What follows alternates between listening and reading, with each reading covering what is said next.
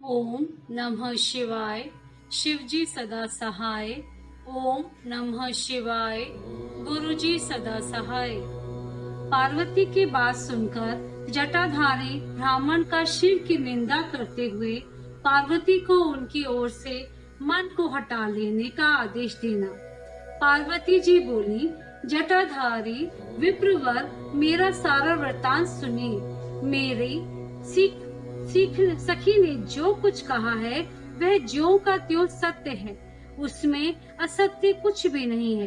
मैं मन, वाणी और क्रिया द्वारा सत्य ही कहती हूँ, असत्य नहीं। मैंने साक्षात पति भाव से भगवान शंकर का ही वर्ण किया है। यद्यपि जानती हूँ वह दुर्लभ वस्तु भला मुझे कैसे प्राप्त हो सकती है, तथापि मन की उत्कंठा से विवश हो मैं तपस्या कर रही हूँ। ब्राह्मण से ऐसी बात कहकर पार्वती देवी उस समय चुप हो गई। तब उनकी वह बात सुनकर ब्राह्मण ने कहा, ब्राह्मण बोले, इस समय तक मेरे मन में ये जानने की प्रबल इच्छा थी कि ये देवी किस दुर्लभ वस्तु को चाहती हैं, जिसके लिए ऐसा महान तप कर रही हैं। किंतु देवी, तुम्हारे मुखारविंद से सब कुछ सुनकर उस अभीष्ट वस्तु को जान लेने के बाद अब मैं यहाँ से जा रहा हूँ। तुम्हारी जैसी इच्छा हो वैसा करो। यदि तुम मुझसे ना कहती तो मित्रता निष्फल होती। अब जैसा तुम्हारा कार्य है वैसा ही उसका परिणाम होगा। जब तुम्हें इसी में सुख है तब मुझे कुछ नहीं कहना। वहाँ ऐसी बात कहकर ब्राह्मण ने जो ही जाने का विचार किया, त्यों ही पार्वती देवी ने प्रणाम करके उनसे इस प्रकार कहा। पार्वती बोली, विप्रवर, आप क्यों जाएंगे? ठहरिए और मेरे हित के बात बताइए। पार्वती के ऐसा कहने पर दंडधारी ब्राह्मण देवता रुक गए और इस प्रकार बोले, देवी, यदि मेरी बात सुनने का मन है और मुझे भक्ति भाव से ठहरा रही हो तो मैं वह सब तत्व बता रहा हूँ, जिससे तुम्हें हिताहित का ज्ञान हो जाएगा। महादेवी जी के प्रति मेरे मन में गौरव बुद्धि है, अतः मैं उनको सब प्रकार से जानता हूँ, तो भी यथार्थ बात कहता हूँ। तुम सावधान होकर सुनो। वृषभ के चिन्ह से अंकित ध्वजा धारण करने वाले महादेव जी सारे शरीर में भस्म रमाए रहते हैं। सिर पर जटा धारण करते हैं, धोती की जगह बाघ का चाम पहनते और चादर की जगह हाथी की खाल ओढ़ते हैं। हाथ में भीख मांगने के लिए एक खोपड़ी लिए रहते हैं। झुंड के झुंड सांप उनके सारे अंगों में लिपटे देखे जाते हैं। वे विष खाकर ही पुष्ट होते हैं। अभयक्ष भक्षी हैं। उनके नेत्र बड़े भद्दे हैं और देखने में डरावने लगते हैं। उनका जन्म कब, कहाँ और किससे हुआ, यह आज तक प्रकट नहीं हुआ। घर गृहस्थी के भोग से वे सदा दूर ही रहते हैं। नंग धड़ंग घूमते हैं और भूत प्रेतों को सदा साथ रखते हैं। उनके एक दो नहीं 10 भुजाएं हैं।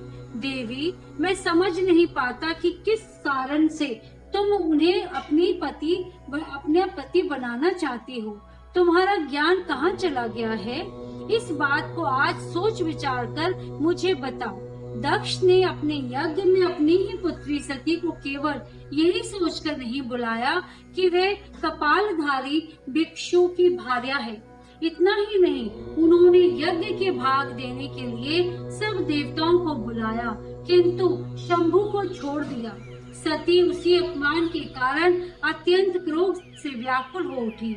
उसने अपने प्यारे प्राणों को छोड़ दिया, शंकर को भी त्याग दिया।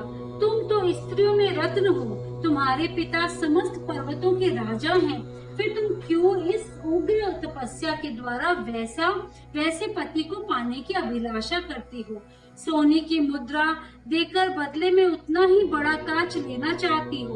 उज्जवल चंदन छोड़कर अपने अंगों में कीचड़ लपेटना चाहती हो। सूर्य के तेज का परित्याग करके जुगनू की चमक पाना चाहती हो। महीन वस्त्र त्याग कर अपने शरीर को चमड़े से ढकने की इच्छा करती हो। घर में रहना छोड़कर वन में धूनी रमाना चाहती हो। तथा देवेश्वरी, यदि तुम इंद्र आदि लोकपालों को त्याग कर शिव के प्रति अनुरक्त हो तो अवश्य ही रत्नों के उत्तम भंडार को त्याग कर लोहा पाने की इच्छा करती हो। लोक में इस बात को अच्छा नहीं कहा गया है। शिव के साथ तुम्हारा संबंध मुझे इस समय परस्पर विरुद्ध दिखाई देता है। कहाँ तुम जिसके नेत्र प्रफुल्ल कमल दल के समान शोभा पाते हैं, और कहाँ वे रुद्र जो 3 भद्दी आंखें धारण करते हैं।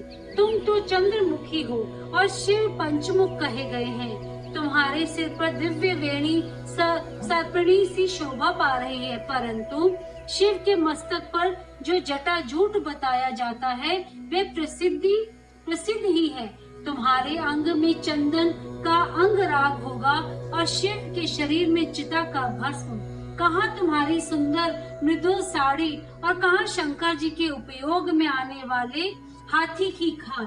कहाँ तुम्हारे अंगों में दिव्य आभूषण, और कहाँ शंकर के सर्वांग में लिपटे हुए सर्प। कहाँ तुम्हारी सेवा के लिए उद्यत रहने वाले संपूर्ण देवता, और कहाँ भूतों की दी हुई बलि को पसंद करने वाले शिव।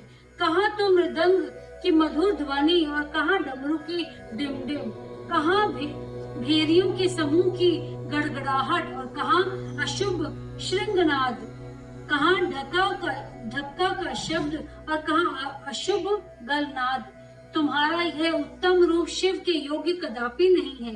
यदि उनके पास धन होता तो वे दिगंबर क्यों रहते। सवारी के नाम पर उनके पास एक बूढ़ा बैल है, और दूसरी कोई भी सामग्री उनके पास नहीं है। कन्या के लिए ढूंढी जाने वाले वरों में जो नारियों को सुख देने वाले गुण बताए गए हैं, उनमें से एक भी गुण भद्दी आंख वाले रुद्र में नहीं है। तुम्हारे परम प्रिय काम को भी उन हर देवता ने दग्ध कर दिया, और तुम्हारे प्रति उनका अनादर तो तभी देख लिया गया जब वे तुम्हें छोड़कर अन्यत्र चले गए। उनकी कोई जाति नहीं देखी जाती। उनमें विद्या तथा ज्ञान का भी पता नहीं चलता। पिशाच ही उनके सहायक हैं, और विष तो उनके कंठ में ही दिखाई देता है। वे सदा अकेले रहने वाले विशेष रूप से विरक्त हैं। इसीलिए तुम्हें हर के साथ अपने मन को नहीं जोड़ना चाहिए। कहाँ तुम्हारे कंठ में सुंदर हार, और कहाँ उनके गले में नर मुंडों की माला। देवी, तुम्हारे और हर के रूप आदि सब एक दूसरे के विरुद्ध हैं। अतः मुझे तो यह संबंध नहीं रुचता। फिर तुम्हारी जैसी इच्छा हो वैसा करो।